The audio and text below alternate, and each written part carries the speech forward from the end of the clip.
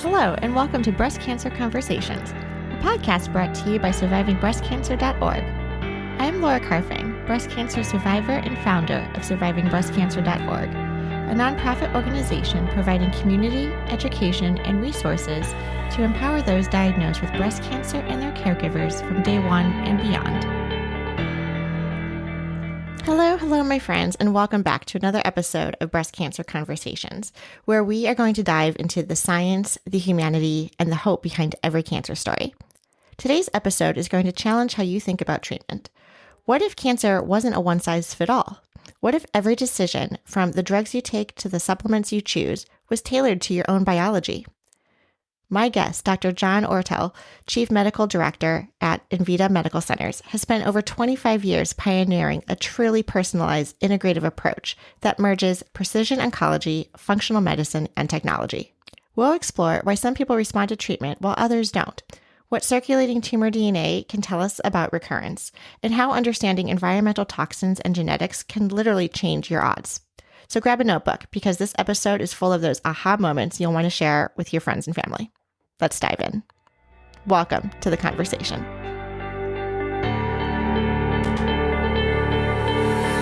My name is Dr. John Oertle. I'm the Chief Medical Director of Envita Medical Centers. And we have been pioneering treatment of precision medicine, this model of designing care around individuals. And we'll get into more about what that actually means for the last 25 years, though. And so all of our protocols is using the best of the data and the technology to be able to say, how can I actually evaluate what's going on with your body, your specific condition, your environment, all those root causes, and really pairing treatment that's designed around the individual, not just a population study. And so this becomes really exciting for us. And when it comes to what we've been doing, we've been pioneering this, like I said, for the last 25 years. But even in the work we've been doing, we're just seeing some amazing results when it comes to being able to treat people as individuals and not just treat them as a one-size-fits-all number when it comes to oncology. And so we've been doing this, and about 80% of our population flies in from outside of Arizona to be able to receive care. We're located in Scottsdale, Arizona, where we're at. We, again, are happy to be able to serve, majority of cases are coming outside of Arizona from within our country, but we also have some international patients as well. About 20% are flying in internationally to be able to receive this personalized, customized approach that we've been pioneering for the last 25 years. Yeah, amazing. So many ways that we can take this conversation. I already have a million questions I want to dive into. So first, can we rewind 25 years ago? Because I feel like someone, whether it was you, your team, the people at Envita, had this idea, this novel idea that there is not this one-size-fit-all approach. Though I do feel like in the last maybe 5 years, this is becoming much more mainstream in conversation today. So can you give me a little bit of history around the organization and kind of the up and coming of In It for the Long Game, really trying to help the survivors here? Yeah, so it was Dr. Dino Prado who started this 25 years ago, who really had this vision. He's still our CEO. He's still a part of the actual team and is involved in the data technology. But it was really his vision that said, I want to make sure people are not dying unneededly when data and technology is available, that I want to make sure that these treatments, that our patients have access to the latest of data available so that people don't die unneedingly. And so this is really what started going into this ability to be able to say, how do we really look at data in a new way? And even back 25 years ago, it's unfortunate. You see all this data and research that's poured into oncology. And yet, I feel like, again, even though there's so much data poured into research, are patients able to access that care today and that technology today?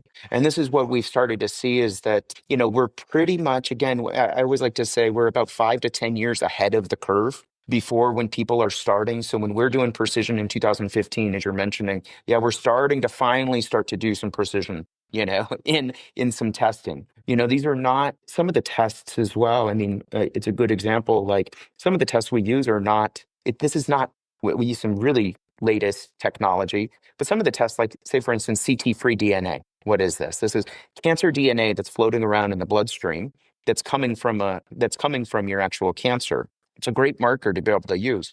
But many times people have been more aware of this technology in this lab in obstetrics and gynecology when it comes to you can run a blood test on mom and know exactly the DNA of baby.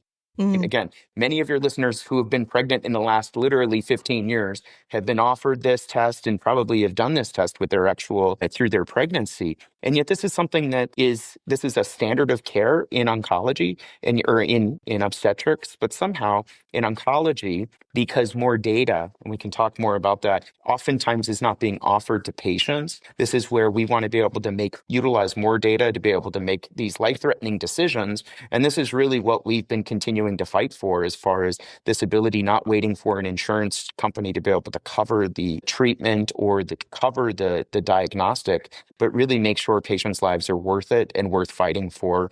And so this has really been what we've been incubating over the last 25 years to design protocols and making sure that when we run data, that we develop the treatment protocol that's around the data that we actually find. Fantastic. Thank you for that. A little bit of history to get us up to speed to where we are today. You mentioned earlier that people from all over the country and perhaps the world are flying in to get access to this data, to this type of personalized treatment plans. So is this really just like a blood test that people are coming in for? Can you tell me a little bit more about the data that you're collecting from the patient? Yeah, no, it's a great question. So what we actually are doing, we're running DNA of the blood test, or we're running blood, looking at the DNA that's showing up of the actual cancer in the bloodstream.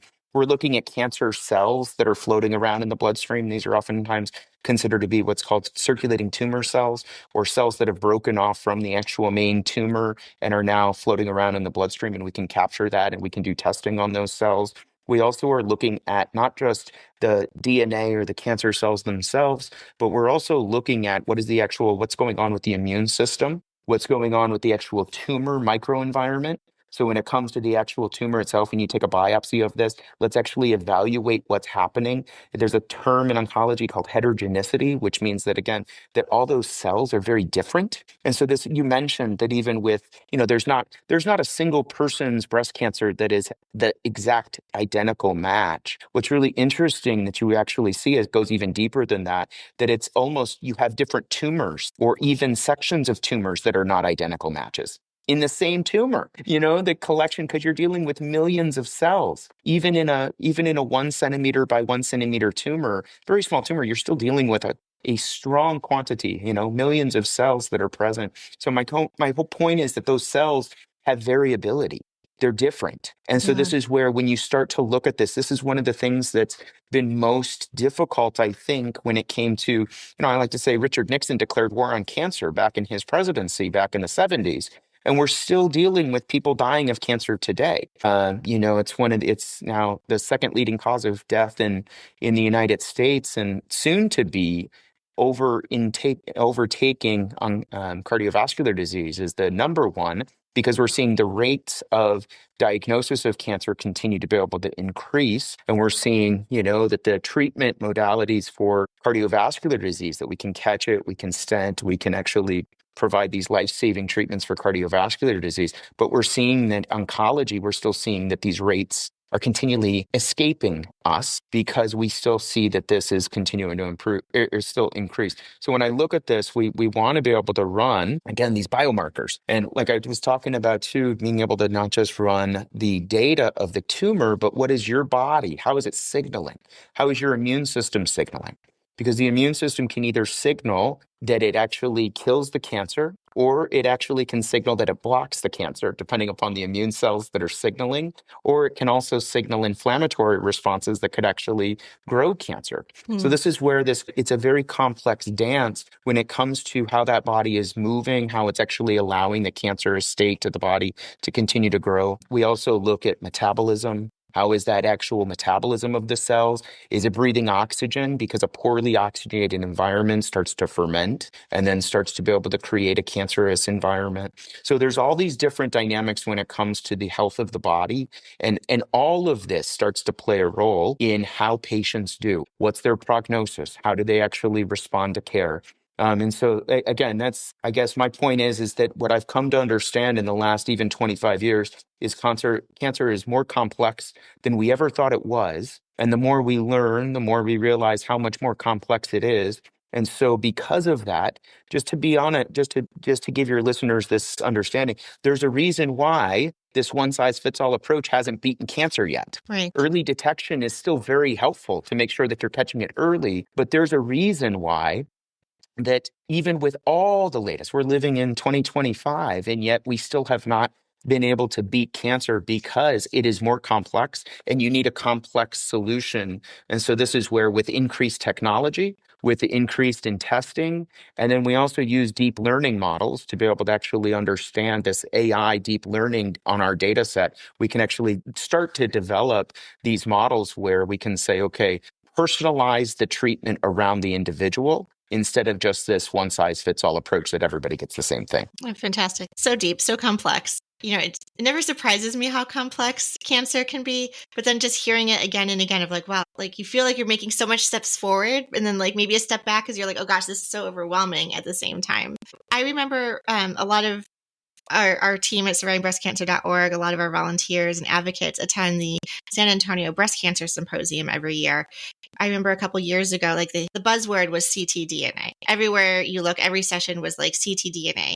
And then I can only imagine all of our advocate friends go to the doctor after San Antonio and was like, I want this test. I've heard about these tests. I need to know, especially if I was diagnosed early stage, I'm concerned about recurrence. I need to know if there's anything else happening in my system because these cancer cells can just be lying dormant for years on end. And we're doing the best. We're following the standard of care. We're trying to maintain perhaps lifestyle changes to maintain, a good BMI and exercise and all of these things that have shown to, decrease risk of recurrence.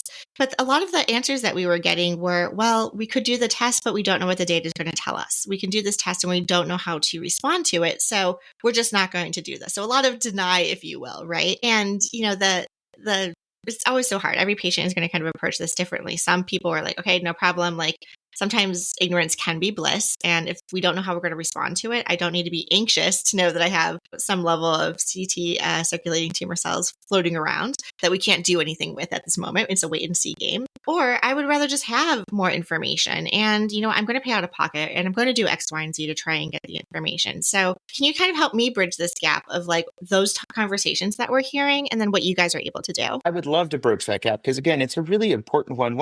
I'm always an advocate. More data is always better to be able to make decisions with, right? So this is where, and it can be actually empowering too. So I actually really love being able to run CT-free DNA. There's other tests that are out there too for even looking at this minimal residual disease. So what I'm talking about is that you've had cancer, that maybe it's been treated, or you don't see anything on a PET scan, or you don't see anything on any imaging, depending upon the imaging that you're performing. And yet you're still showing that there is mutated cancer DNA that's still showing in the bloodstream, or you still have what's called circulating tumor cells in the actual bloodstream, meaning that you can actually find dormant cancer cells that are still lying dormant. They're not growing, they're not adhering to tissue, but they're in the bloodstream. Okay, so what do you do with that?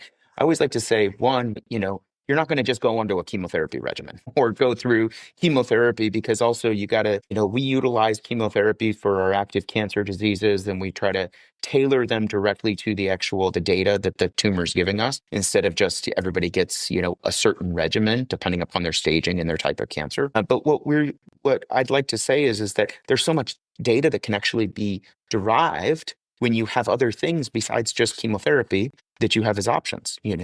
There's other diet lifestyle medications, there's other off-label use medications, there's other, again, or metabolic areas where you can actually help to tailor depending upon if this is present. A good example of one of the analysis could be ran is that you have an mTOR. mTOR is a molecule that is found on sometimes this testing. And what does this do is showing that the cancer has a difficult time utilizing oxygen for its energy, and so it's utilizing a lot of sugar. And this is a great example of this is where you want to be able to actually have things to be able to not have any sugar in that scenario, right? There's other cancers that it doesn't utilize as much sugar, right? So it's not as concerning.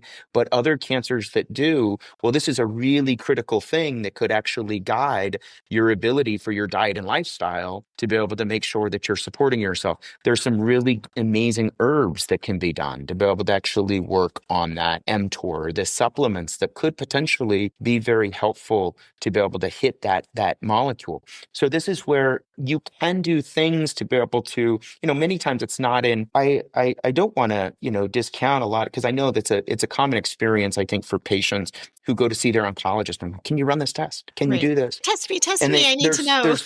there's this lack of, I think, wanting to do it because they don't want to create fear as you're talking about.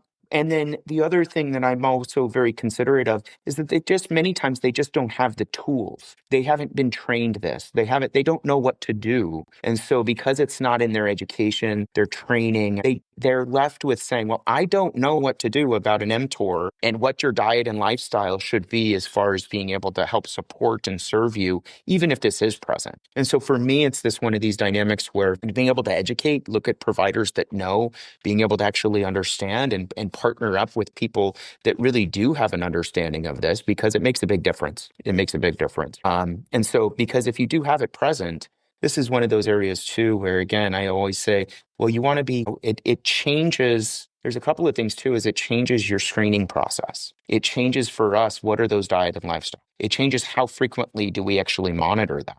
It changes, do we actually run it again next year, or do you run it more frequently to be able to see, is there a trend moving in a bad direction? I always like to say that some of this work, when you're looking at the cellular work and some of those metabolic, DNA that you're looking at, this is on the cellular level, and it's a leading indicator of disease. And give this example, right? How many times people have had an experience where you're going in and it's like, okay, this is the regimen, this is what you're going to get. And then you do imaging to be able to just find out if the regimen that you have been prescribed is going to work. 3 months later, you're going to get a CT scan to see if it's actually working, or you hold off on running your tumor markers, right? In breast cancer, see it in your 27, 29, 15, 3, to be able to actually see, you wait on those. We like to say, when you want a leading indicator sometimes to be able to see, okay, is this actually dropping? And you can actually see CT-free DNA drops more rapidly. And when you have a tumor response, then you can actually see it coming into into just imaging alone. I give the other example that, again, something like triple negative breast cancer that's got a very rapid, it's very aggressive most times. It mutates very quickly. And so it finds a way out of those regimens and it can mutate. Those are cancers you want to be able to actually run more frequently, those tests, because it's not just showing if the actual treatment's working or not. You can also be very predictive of, okay, is it starting to mutate now? And if it's starting to mutate on you, with especially these cancers that are they're very mutagenic and they mutate really rapidly. Well, now you can start to shift with the cancer. And so you don't have to just wait 3 months out to be able to figure out that the tumor's actually grown larger. And now you're dealing with a lot more tissue burden or burden of disease, where now you're having to be able to then try then another regimen, right? You're going to say, well, this regimen didn't work, so let me just try another regimen. Where, think about it, is that if you're in the middle of treatment and you're starting to see mutations already, well, now you can shift, and now you're able to say, hold on, I'm going to still run an image, but we're going to run that image sooner, and we're going to start shifting this model because we're already starting to see these mutations starting to occur.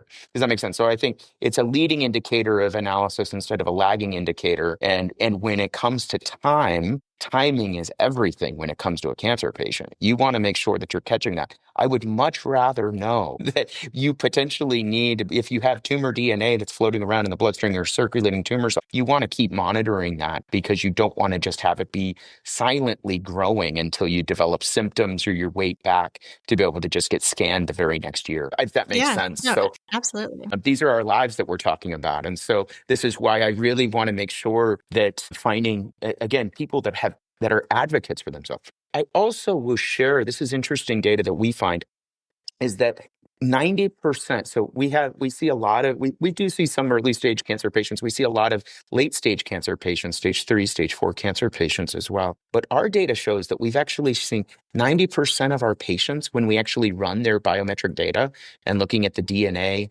we actually find that there is 90% that are already resistant to the prescription chemotherapy regimen that they've been prescribed. And Really? so 90% of the time, so at least in one or multiple chemo agents. I don't like that statistic at all, but this is where I want to be able to use chemotherapies. And we use, again, at Envita, we use chemotherapies, we use off-label use chemotherapies, meaning, again, these are chemotherapies that are maybe prescribed for lung cancer, but you have breast cancer. We see this, you're talking about this precision therapy happening right now in the industry. Keytruda was the first medication approved by the FDA. This is the immunotherapy Keytruda that actually wasn't based upon a tissue type. It was based upon a molecular diagnosis, right? Does that make sense? So I'll go back to that. But this is where, again, just think about many times right now in oncology, I think this is an important concept where oncologists are basing the chemotherapeutic regimen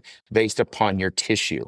You have stage 3 breast cancer. So this is your first line therapies for your stage 3 breast. And maybe it's estrogen receptor positive, progesterone receptor positive, and HER2 positive. That's awesome. And HER2 positivity and Herceptin that was developed was literally one of the first in precision medicine that Yeah. was amazing for breast cancer patients because that was a death sentence before that.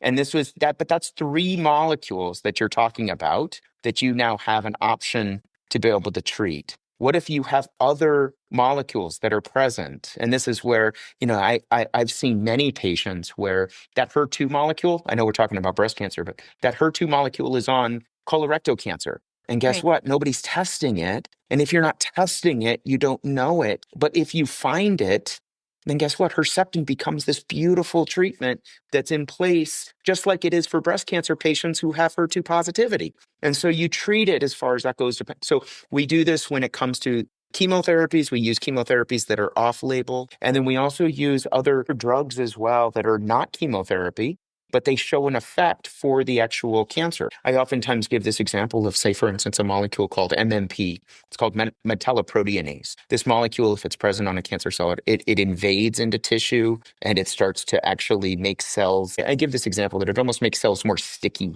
Mm. that it allows cells to metastasize, to adhere into tissue and start to spread into tissue. And so there's not a chemotherapy that I know of that actually hits that molecule. But there are other drugs on the market that actually do, like doxycycline, which is an antibiotic, or Celebrex, which is a anti-inflammatory medication that's given for rheumatoid arthritis that helps to silence that molecule. So this is where you start to develop these therapies where you don't want to interact with each other, but you start to develop. This is what we've been the model of when we do combination therapies. We're able to start doing it in concert with each other instead of just a single, I think about it as far as a symphony, instead of just one instrument that you're using to play this incredible complex orchestra music.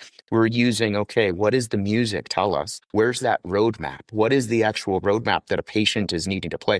And then bring in the instruments to be able to play it in concert with each other that actually respects the other systems, the immune system of the body. How does it actually do this? So this is where you want to use all of that. Diet and lifestyle is no different, Mhm. And now many times people are like, oh, I've heard of curcumin. 20 years ago, nobody heard of curcumin or turmeric.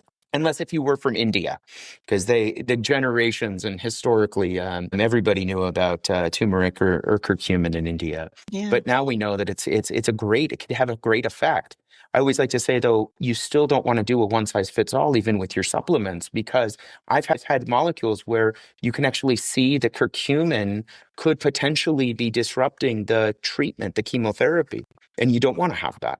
But there's other molecules that can present on a cancer cell where they are actually creating a resistance to a chemotherapy.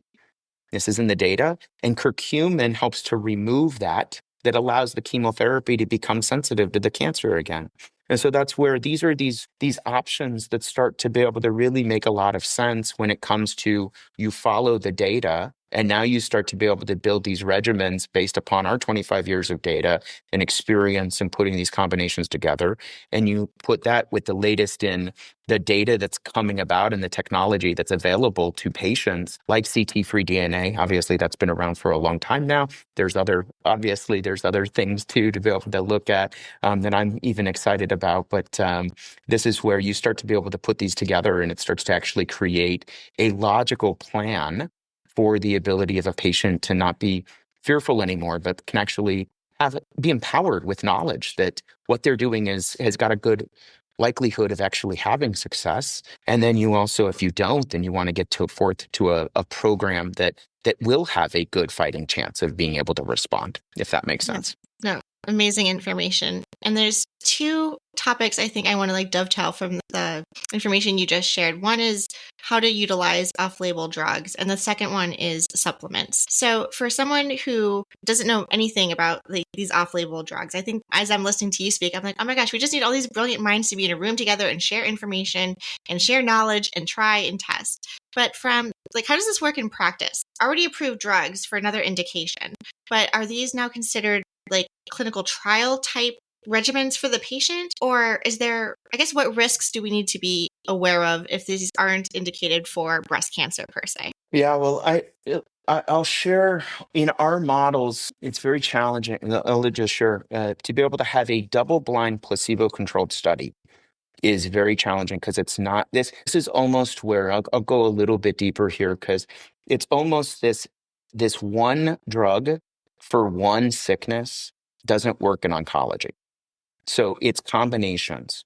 And when you have very unique, we call it N of one, this study based around the individual, not based upon a population, not just saying that these are the treatments here. Even I'll give this example. I was talking a little about Keytruda, for instance, the PD-1, right? Keytruda. Mm-hmm. And now we've seen PD-1 inhibitors. These are cloaking mechanisms that the cancer, these checkpoints that cancer was able to use to essentially be hidden or cloaked from the immune system. So these are great drugs, but they try to remove that cloaking mechanism so that the actual immune system can recognize it. Okay, this is great, but we still see that these molecules I talked about too, how we're seeing this trend to be in more precision.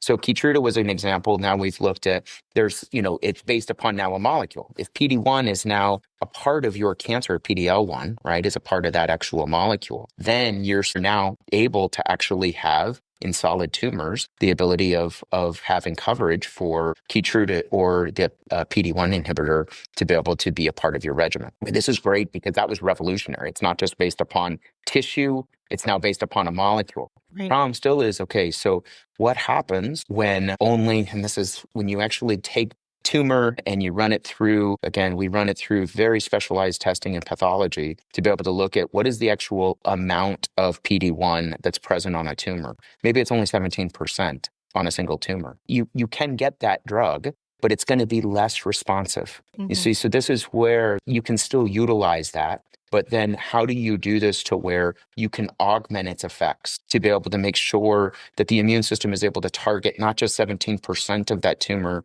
but that you're starting to be able to get the totality of care? Or I give this other example with a lot of people that are oftentimes on these checkpoint inhibitors that your immune system, there's what's called immune exhaustion, right? To be able to say when you're on this immunotherapy, it's starting to be effective, but then over time, your immune system becomes fatigued and exhausted. And now just one drug doesn't do the job to boost up the immune system again, right? Mm. So this is where over time, that's what happens. And so when you see this return, well, now you're dealing with, again, I'm here to beat disease. Yeah, no, I love it. I love it. What are the gaps in care that we are falling short on? Because, there's not a double-blind clinical controlled study to say, how do I now need to improve the immunity to be able to do this through diet, lifestyle, through maybe an off-label use medication that's good data, and then starting to be able to put in a role where it's designed around the patient. I guess this is where what we've done in a sense is we've been incubating these treatments over the last 25 years, looking at data. And so it's all informed consent when it comes to patients that have been coming here, but it's all around this actual ability of saying, we look at the data and we look at being able to do this. And now we have our library of our own data and protocols over the last 25 years that we've built this from to be able to say, wow, these are incredible results when it comes to, if you have this, I'm going to start to add that into it. I'm going to give one more concept because I think this is really good too. But again, just think about, one of the concepts that we have is that to be able to not just choose the right drug, supplement, pharmaceutical agent, or what you're dealing with, not just choosing the right one that's targeted and tailored to your condition, but then you have to ask yourself, is it actually getting to the tumor? Okay, one of the things that I found to be incredibly surprising when I came across this data, this in my early in my career, but we looked at this, and it was that if you give an IV of chemotherapy, how much actually of that drug actually gets to the tumor? Okay, this is such a good question. And this is what blew my mind is that because we knew that it was causing there was a lot of side effects that happen with chemotherapy, but how much of it actually gets to the tumor? And for us, it was okay, even if it's the right med, how much of it is actually getting to the actual tumor to cause an actual effective kill of that actual tumor? The data shows that it's about 5%, 5 to 7% of an IV of chemotherapy actually gets to a tumor. Okay, I'm like, what is going on? How can we increase that? And this isn't even dealing with an oral chemo that has to get through the GI tract to then eventually go through the liver, first pass metabolism to finally get to the site. But in an IV where you get 100% of that drug delivered to the actual bloodstream, about 5 to 7% gets to the actual tumor. This is where we started to be able to look at this and said, okay, how do we actually improve that? We started utilizing various direct injections directly to the tumor. We call it CIPI, chemo immuno precision injection, where we're utilizing these drugs now that have the right genetic target directly to the actual tumors. What does that do now? You can use less dosage at the same, far less dosage and deliver it directly to a tumor. And now you actually have that ability of that actual chemotherapy getting in the concentrations into a tumor in a higher level. It's the right medications. You start to be able to have less symptoms like side effects. You can maintain and salvage your immune system to be able to actually make sure it stays healthy in that fight as you move forward on making sure that everything you're doing is trying to help bolster that immunity and remove those obstacles for that immune system to be able to function to recognize that actual tumor. Those are just a couple of concepts, but I think they're really illuminative to be able to say these are gaps that are currently in our oncology that really has not made the national public discourse that should be discussed because these is moving in a direction where this isn't just, when I get my results that I do, it's because it's come from being able to really look at the data and really fill in these gaps of where we're currently, seeing this missing in the current, that oftentimes people are being just delivered in their current standard of care approach. Those are just my thoughts. Obviously, we've been incubating this in a cash pay model out of Scottsdale, Arizona for these 25 years.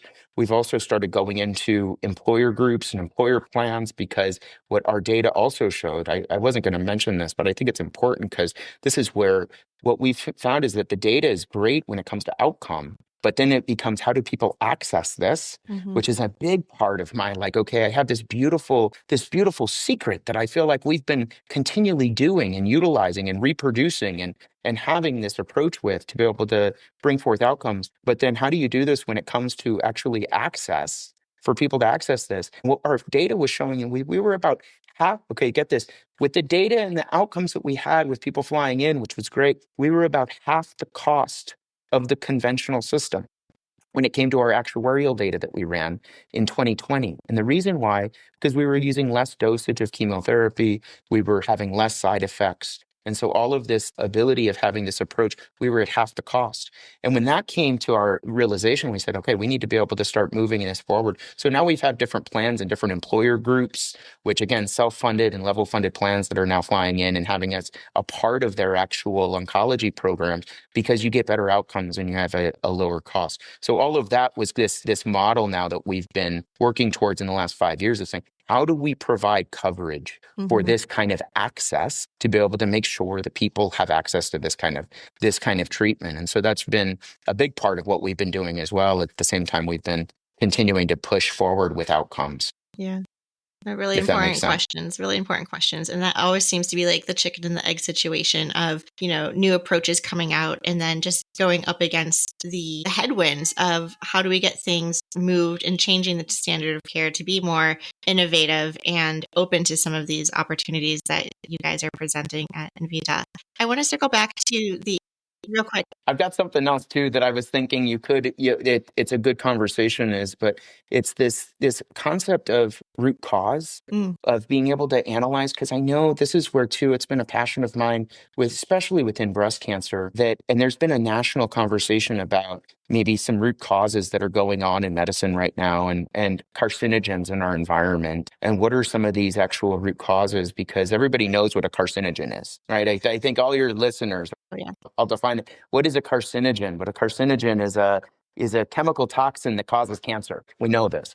And this is what I find to be interesting. And this is at least, again, what we do at Envita tries to solve that gap as well. But I always like to say, like, well, okay, so if we know that this concept of carcinogen exists, then why is it that when we actually come down with cancer, why do we not actually run toxicology testing to be Mm, able to actually run a full history of where potential exposures are at, and then running toxicology testing to be able to see, do you have these various chemical toxins in the actual system, to be able to actually see, when I see some of my breast cancer patients and we have known pesticides that are known carcinogens that are in the fifth percentile of the population in concentration in a body, I say that needs to be removed. And so we start to be able to actually work on removing some of those pesticides from the tissue, so we can actually start to be able to make sure, always like to say, take the gasoline off the forest fire, mm, because if you have this carcinogen in the body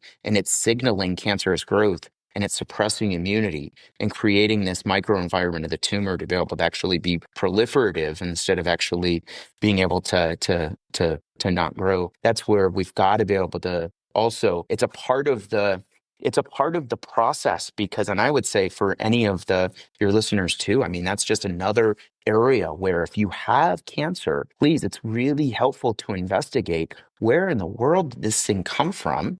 Because again, we know that potential carcinogens can do this. There was a great study just even last year, we've been looking at, there's a such thing as oncogenic infections. That mm, infections that are correlated with, just like many times people are understanding this as far as like HPV, right? HPV causes, it's human papillomavirus, is the cause for cervical cancer. Right. mm, And this is where women get gynecology and go to pap smears looking for cellular changes, and then get HPV testing for cervical cancer. I love it. That's been what we've seen, the rates and the drop in cervical cancer. Been the best technology, the best treated cancer that we've seen in the last 20 years is cervical cancer. And now women aren't dying from cervical cancer because they're going to the gynecologist and running HPV testing. And if they have it, they're wanting to be able to keep checking and following that to make sure that it is, it's being removed or cleared. And many times if if you're younger than 30, they're like, well, your immune system's strong enough, it'll just take care of it. If you're over 30, you really want to keep following it, because it may continue to linger and it may be there to be able to cause cancer. But I think this is actually, there's data that these infections are present, not just the carcinogens, the toxins, but infections are present. And we actually see this correlating with breast cancer. One of the recent ones that just came out, we've seen, and we've been tracking this data for a long time clinically, was Borrelia burgdorferi, or Lyme disease. And we're seeing a lot more women coming down with, or just people in general coming down with Lyme and having active Lyme. And this is where too, be able to see that Borrelia burgdorferi on the presence of breast cancer cells. And this came on out. NIH had the actual paper that came on out. And this is so good, because if you have it, guess what? You want to treat it. So this is just and it can change our screening to be able to make sure that protection and prevention, and making sure, just like cervical cancer was treated, and we can actually evaluate that. So I always think, like, what happened before that cervical cancer and HPV gained standard of care? Well, doctors started to learn about this and know about this, but we started to be able to actually implement this into our public health and our screening, and started to be able to make changes. And it took time to actually get it implemented, and taking time, but it's done everything for the actual sake of patients. I think we need to have that same mindset when it comes to breast cancer. mm-hmm. It shouldn't just be, let's just get your mammograms are life-saving, no question about it. But there needs to be more detailed observations to make sure that we still have, women are still dying of breast cancer. This should not be the case. We need more detailed biometric data to be able to push forward, to be able to actually make sure that we're able to see it and evaluate it. I mean, I was thinking one of the things I feel like is very encouraging. Did you see that the Duke study that came on out I don't looking think at imaging and mammography? This is using AI. This was last year that this came on out. Sorry, there's no. just so Please. much there in this research. The Duke study showed that again, they took radiology and looking at AI programs. And they started seeing that if you actually used AI for mammography radiology, meaning again, all for just mammograms, that you could identify the cellular changes up to 5 years before breast cancer even developed. 5 years. So the cells using AI in the imaging of mammography, cells were starting to change and shift, but cancer had not developed yet. And they were able to say it was a historical study looking at all the films before women actually came down with breast cancer. And so this is where when you start to say, okay, well, this is great. Well, we need to push forward on being able to make sure that we are unapologetically making sure that people are getting the proper screening, the proper diagnosis, the proper treatment. We need to be unapologetic to be able to keep fighting for ourselves and for the very best because people are still dying. And this to me is my life mission to be able to say people do not need to die needlessly anymore. Let's actually use data and technology to be able to actually serve the human person. And let's fight for this because lives are worth it. If that makes sense. So this is where I guess I just see we're living in an advent of so much beautiful data. And Yes. yet I think I think it's more the systems the systems that we find ourselves in that are more broken, that don't allow for the best data and analysis to be able to actually get to the tabletop to where, or the patient bed to be able to actually make sure that we're delivering some of this technology for the sake of the service of patients. And so when you do, you see that there's beautiful things that can exist. So those are, yeah, I mean, I love what I do because we're really fighting this battle to be able to really help with humanity. There's Yeah. no reason. I just feel like anytime that screening isn't happening or people aren't getting the kind of data to make decisions for themselves or their loved ones, we've got to be able to we've got to fight because this is where it's worth it with outcomes. But then you also see my technology that it's like, well, you can actually have technology be developed and delivered for a fraction of the cost than what we're currently getting now. And that's also where it's like, well, financially, it needs to make sense. We've got to break these barriers of the Absolutely. bureaucracy or the system that really It's isn't almost like serving people self-imposed. to Yeah. their most effective way possible. Yes. Brilliant. So one question, so many more questions, but I want to be cognizant of our time together too. So, thinking about like lifestyle changes and the carcinogens, I am curious because I'll just use me as like an example, right? I was diagnosed in my 30s. My listeners know so much about me. It's kind of funny what I share on the public radio, if you will. But I was diagnosed in my 30s. I was a strict vegan for a number of years. I started off being a vegetarian at 16, eventually matriculated onto being a vegan. I was very healthy, athletic, all the right things as we hear very commonly, and still got diagnosed with breast cancer with no genetic predisposition or family history, right? And so you mentioned this idea of understanding our toxicity and, the environmental factors. How would one go about actually asking their doctor, or what type of tests do people get to find out like what's causing this environment? Because a lot of, I think, the standard responses we get is, right, like you'll have 10 to 15% chance if it's genetic mutations. However, what about like the 85% of us that are just like, oh, it's just a fluke and we just have to live with that? So, it's interesting. And I know a lot of people too, we want to meet you halfway. Like you're the doctors, you have the medicine, you have the brilliance.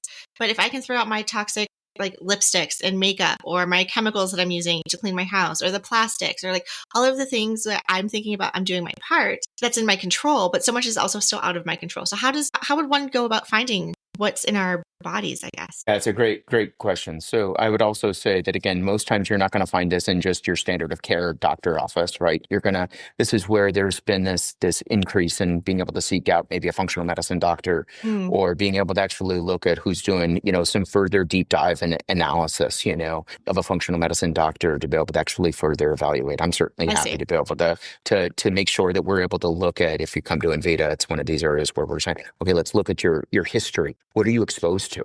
And then really testing goes from there, as far as this goes. I would also make the recommendation is that if you do, it's time to start actually being aware to be able to say your shampoos, like, beauty products that are carcinogens, start to read labels as far as this goes, because your beauty products, your shampoos, there's, if people are fastidious cleaners, your cleaning products are filled with carcinogens, or maybe again, you clean homes for a living, right? Again, these are all things where you really, it should shift your thoughts to be able to say, I need to be able to really evaluate this further. I always say too, living on a golf course, because you don't know the spraying of pesticides. I've seen this correlative with women as well that live on a golf course, or are female golfers Oh, and spend a lot of interesting. time on the golf course, have a higher likelihood, depending upon the golf course that they actually golf at and the time of day when they're actually doing the spraying, that you're actually playing golf. So a lot of it is that you can look at, it's possible that you have the exposure, but you don't actually fully know that you are until you actually test for it. There's also some genetic variability with how well are we at cleansing the body, so some people have, they just hold on to everything. They're a bit like a sponge, their genetic metabolic ability to be able to cleanse toxin from the actual system is just impaired, more impaired than most. And so you got to be more cautious about that exposure and those kind of patients. There's some people that are incredibly exposed and then they clear and they eliminate really well. I always like to say too, this is where when you talk about weight, again, having a good healthy BMI, a lot of these toxins collect in the fat. And so fatty tissue is almost a reservoir for some of these toxins. Why is it helpful to be able to understand that for breast cancer? Well, because again, the breast is fatty tissue and you can have toxic accumulation specifically in the fatty tissue in the breast.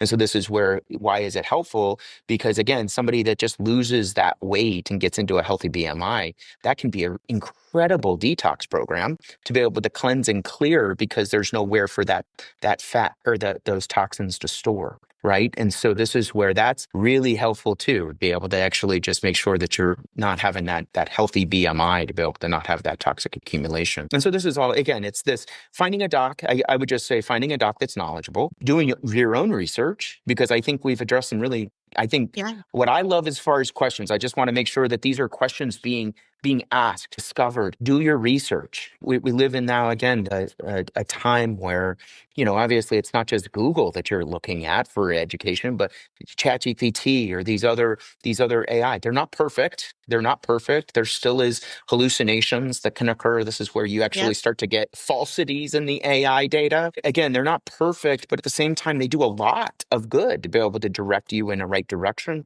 So I always say too, again, this is where you do your own research, you be your own advocate. You find practitioners. I always like to say, find practitioners that aren't afraid of your questions, Right. that are actually partners with you in that ability to, these are valid questions and you want good answers. You don't want somebody that, is more intimidated by a good question to be able to be asked. I find that, many of these things that we've even talked about today have been questions that have been posed by patients. They've been talking, they've been Exactly. discussing, and I'm open to listening and saying, I want to research. If I'm doing something that I can fill in another gap, let's actually move it forward to be able to continue the work, to be able to help support. Many times it is something that I can provide an answer to be able to say, no, we've already looked at that, or we're already doing this in this kind of a Hmm. way. But it is something where finding doctors that are really open to being able to listen, being able to actually work with you on that journey. Because these answers actually a lot of these answers are out there. It's just a matter of finding the right doctor to be able that's going to work with you through that. But again, functional medicine docs are, for those reasons, specifically on the toxic side, can be actually really favorable. Amazing. Amazing. It's all about building the right team, having the right people in your pocket. I always say the more eyes that are looking at my specific case, the better. And I think when I get different opinions from different doctors, that's also really positive because it sparks conversation and other potential future discovery. So it's like, why was one person thinking X, Y, and Z when this other person is saying A, B, and C? And then, you bring in homeopathic doctors and functional medicine doctors, et cetera, and really just, okay, let's have a conversation about it and see what's at the best interest for the patient. So That's exactly this right. has been such a fun conversation. I am so glad to have you on the podcast, and I hope this is one of many more conversations we can have. Last but not least, how can our listeners find you and get more information if they're interested? Yeah, if you're interested, my website, Envita's website is envita.com. That's ENVITA.com. Also, if you're interested in any of the actual healthcare plans that we're actually offering to employer groups through any of our healthcare plans, you can go to invitahealth.com. Amazing. Well, thank you so much, and I hope to have you back soon. Excellent. Thank you. And thank you, everyone, for listening to our show. I would like to acknowledge that all of the information on our podcast is from personal experiences and is not a substitute for professional medical advice. You should always contact your medical care team. If you are looking for specific topics or would like to be a guest on our show, please feel free to reach out.